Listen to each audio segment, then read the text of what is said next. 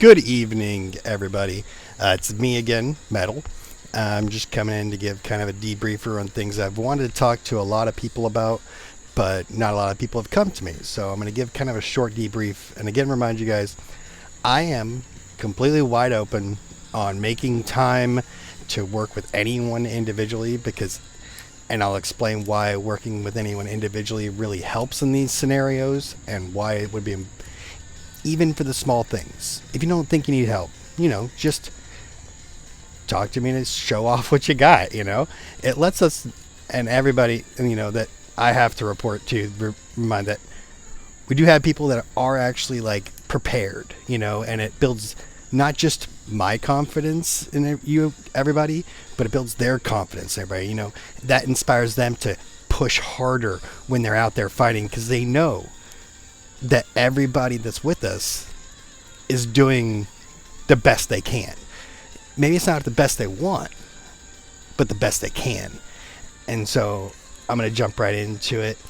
The first thing is I'm going to explain the concept of ruins for anyone who hasn't experienced it before. And basically, it's ruins is a lot different than anyone who's only been in kvk5, 2, or 3. In kvk4 and 5 here, it's two completely separated battlefields from anything. There's no flags going in there. There's no teleporting. You're sitting next to the ruins and such. It's a pass on one side, a pass on the other, and the ruins in the middle, just like you've experienced before, if you have experienced it. And, the way that works is that troops can go in there and run around and beat the shit out of each other for hours on end if you have the pass, if there's other people there. That's anytime you want, you can run around there. I'm sure somebody will come looking for you. You can always go pick a fight. Now, when the ruins actually is about to happen, when it actually is about to pop and the things are going to spawn inside. Now, the way that we normally prepare for that is because there's two ruins normally right next to each other, but they're separated. So there's two passes up here, one on each for each alliance set of allied kingdoms, light, dark, and then there's one right below it, exactly the same. The two friendly passes over here, the two enemy passes over there.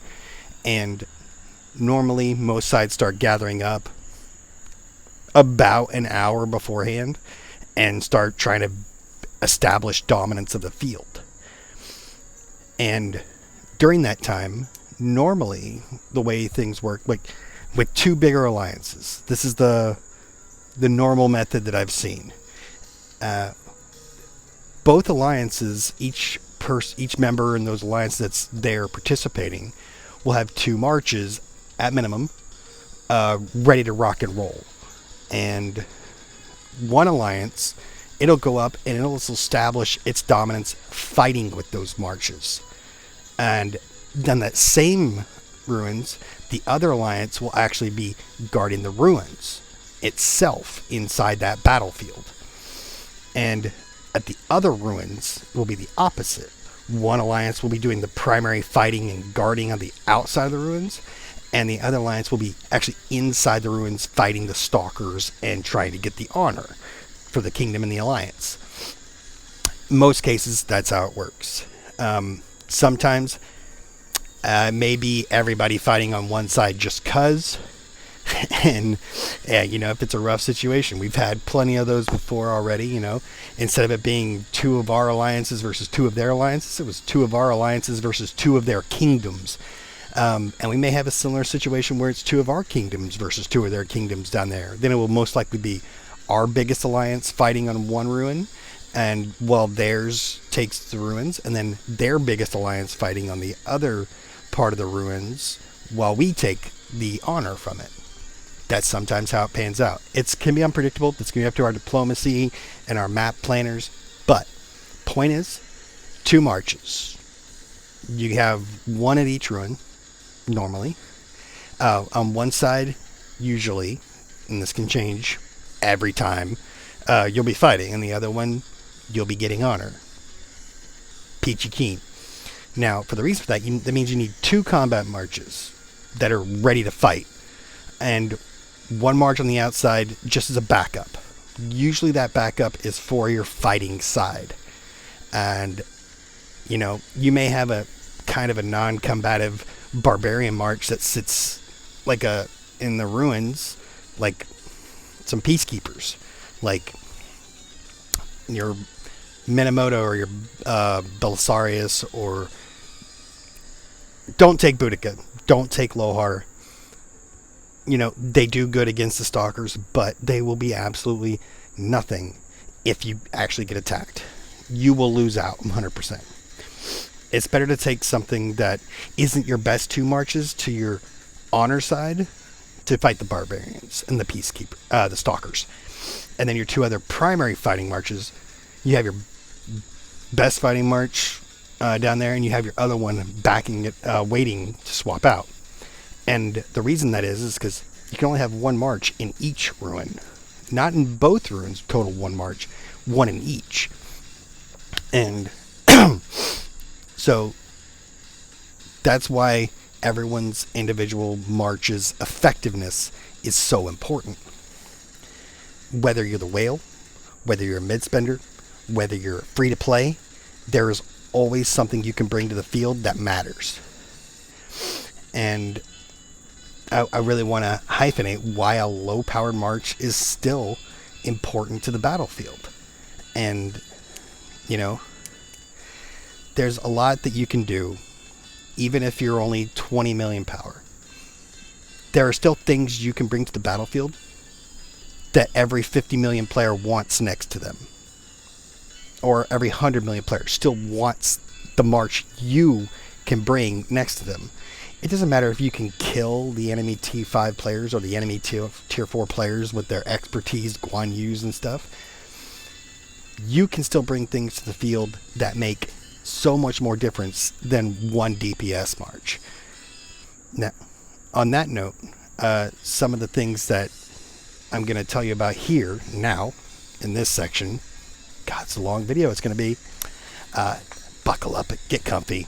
I'll give you about. You could pause here, go grab a drink. Are you back yet? Okay. I was done waiting. You know where the pause button is.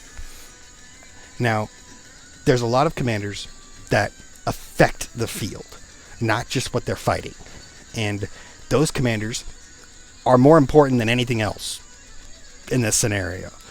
Now, I'm going to list off a bunch of them, and obviously the ones that you have are probably the most important, or the ones that you have, like the epics that are expertise that I'm going to mention. Those are going to be your most important ones. Number one on the list of effective commanders in the field for field fighting with all your friends and allies in with 1 march is, it's actually kind of a tie for first. And I'll explain why. Because sometimes people put them in a march together because they just do so much. In my opinion, the number 1 effective march that anybody, or effective commander that someone could put in a march to take to ruins or altar is Joan of Arc. Now, Joan of Arc, she's not super tanky. She's not super fast. She doesn't do a lot of damage. But what she does do is buff all nearby allies when her skill goes off. And you may be only just barely tier 4, Yeah, the stat buff and the rage gain she gives doesn't really mean much to you, but you take somebody with like 90 million power or 100 million power where that defense, that huge defense buff they get, or that rage gain is substantial. That's multiplicative. You are turning like 1,000 damage a second from you into possibly like, and they're having like 3,000 damage a second. We'll just use that as a example math, not actually. Now, let's say you only do like 1,000 damage a second, and they do like 3,000, and the enemy is doing 3,000. Now, to your 3,000. So if when your Joan of Arc goes off, and this is for the buffs, this is helping your teammate. Now, when that goes off, suddenly your teammate is doing 3,000, but the enemy is only doing like 2,900 or 2,800, depending. Because you just gave your teammate a huge defensive buff that makes them not take as much damage. That's not all. Then they get the rage gain. So whereas every 5 seconds, bad math, not actually calculated, they each pop off their sets of skills. But your Joan of Arc buff says that your guy is going to go every 4 seconds, and theirs is going to happen every 5 seconds because they don't have a Joan of Arc.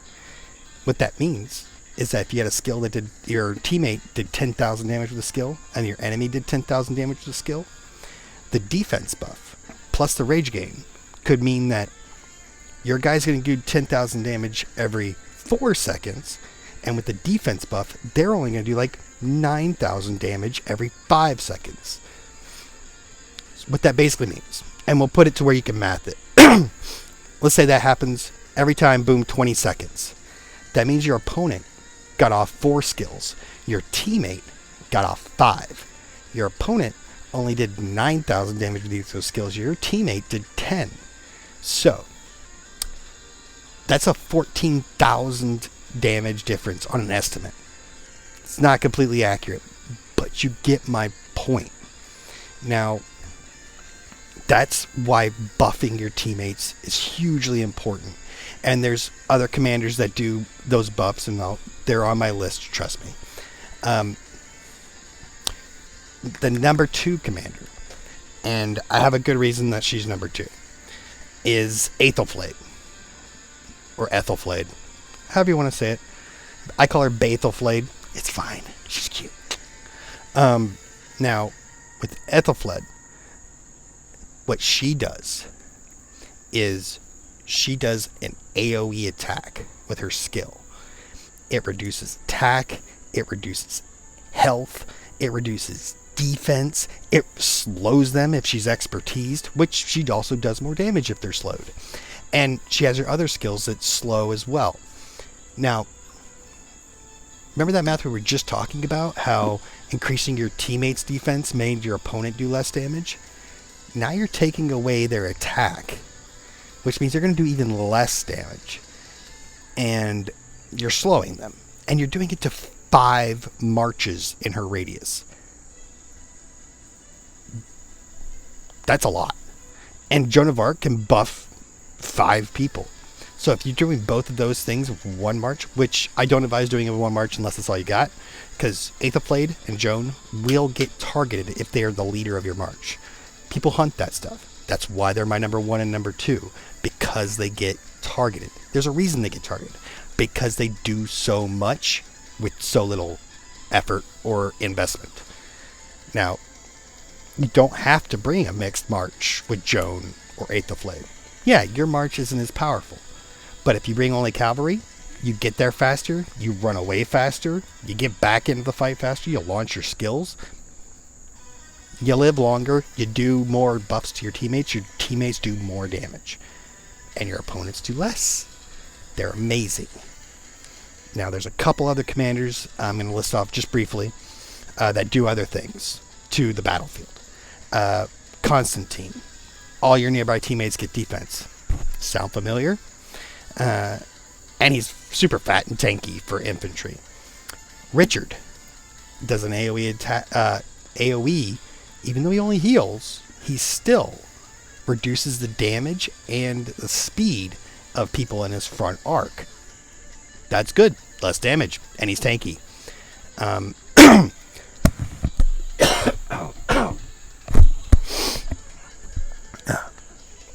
Now, the lower 2, there's a very few others on my list here.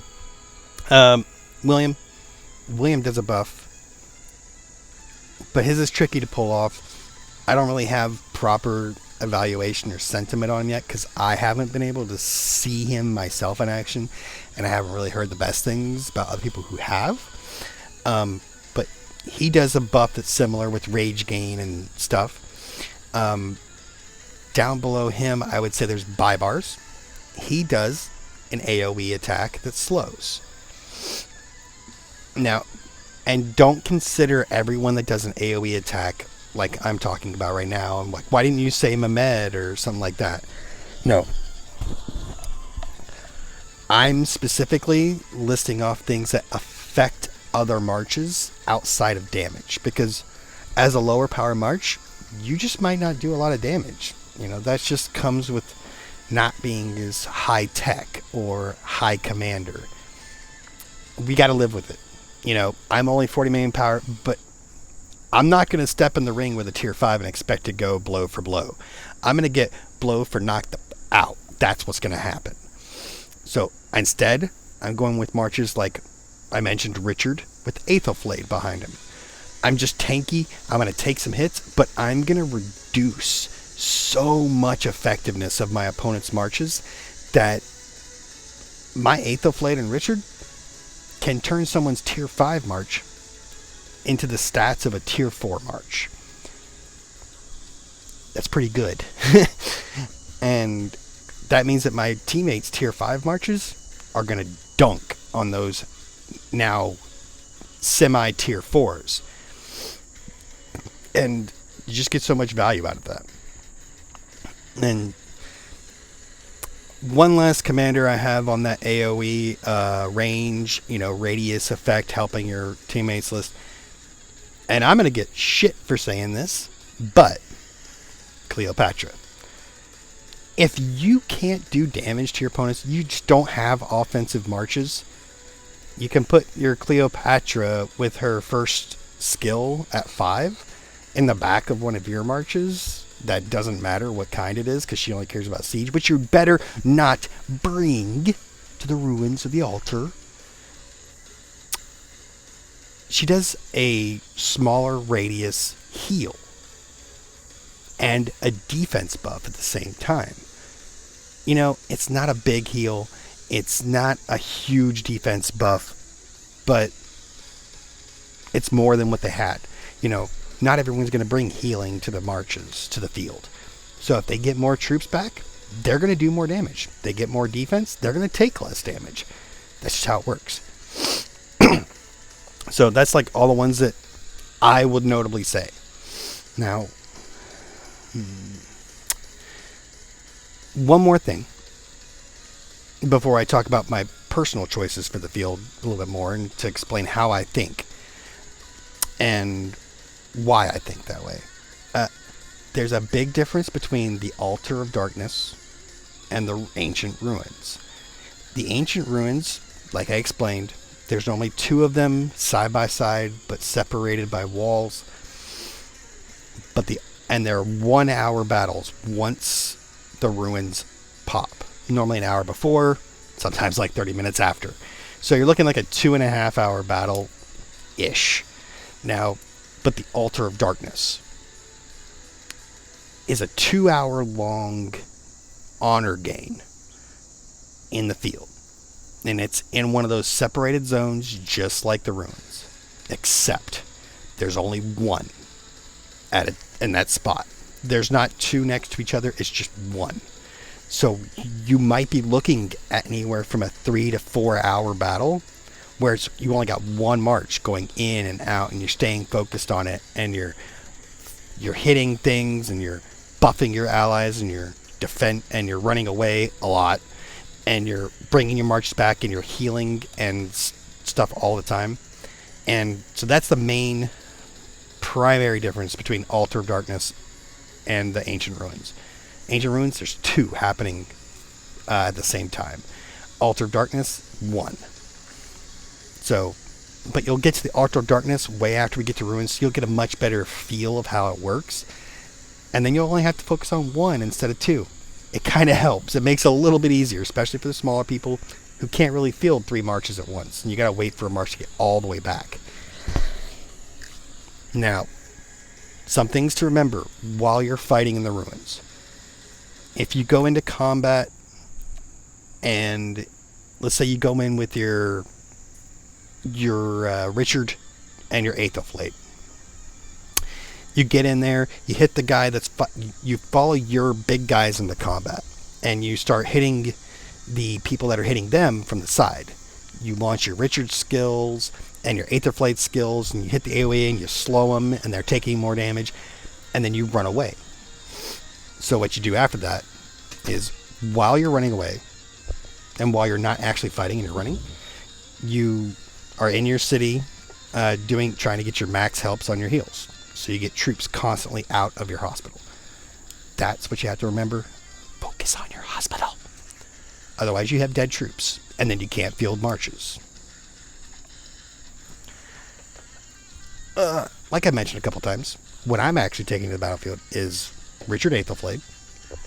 I'm also running a Bibar's Joan of Arc, not a Belisarius Joan of Arc, and Herman El Cid, and I'm pretty sure my fourth march is just going to be my Alexander and Leonidas. So the reason I already told you the reasons I'm taking Richard and Aethelflate, just massive AoE debuffs.